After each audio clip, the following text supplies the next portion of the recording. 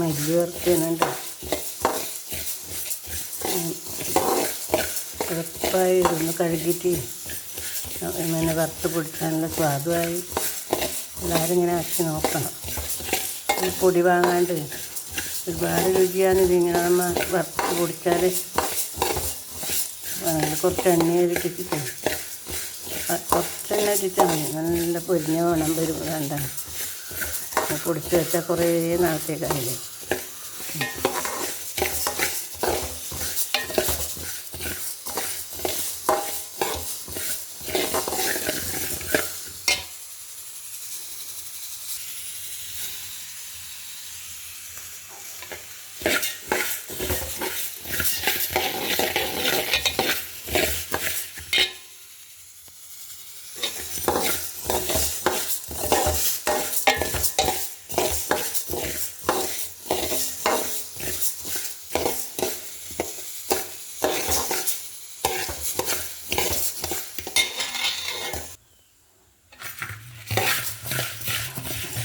കരിഞ്ഞു പോവാതെ വെക്കുന്നത് അറിയാത്തവർക്കാണ് ഈ പാകത്തിൽ വറുത്ത് ഒന്ന് തണുത്താകുമ്പോൾ പൊടിച്ചാൽ മതി.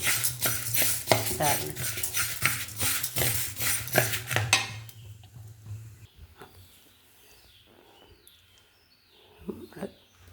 മല്ലിയിതാകും ജാറിലിട്ടിട്ടുണ്ട്. പൊടിച്ചിട്ട് കാണിക്കാതെ മല്ലിയുണ്ട്. അതാ പൊടിച്ചിട്ട് ഇതിൻ്റെ മണാനുണ്ടതാ. ഇത് പൊടിയാൻ നമ്മളെ ജാറിൽ തന്നെ ഇത് പൊടി മില്ലിലൊന്നും കൊണ്ട് പൊടിക്കൊന്നും വേണ്ടാണ്ടല്ലേ. അതിൻ്റെ മണം ഇത് സ്വാദാന്ന് പറയുന്നത്. ഒരു സ്പൂണം കിട്ടുമല്ലേ. നമ്മളെ പൊടി വാങ്ങിയതിന് ഒരിക്കലും കിട്ടൂല ഈ സ്വാദ്. ഇങ്ങനെ ആക്കാൻ നോക്കണം.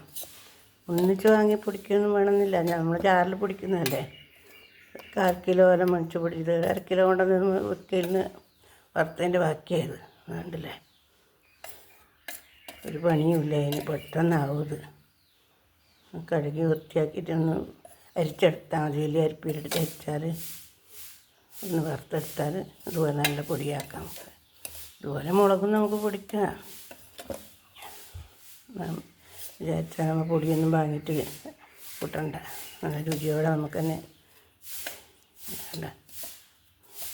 ശരിക്കുള്ള രുചി കിട്ടുന്നതിനെ കൊണ്ട് നമുക്ക് കൃത്രിമൊന്നും കൂട്ടാതെ നല്ല നാടൻ രുചിയാണിതല്ലോ. പഴയ കാലത്തത് ഇങ്ങനെയല്ലേ.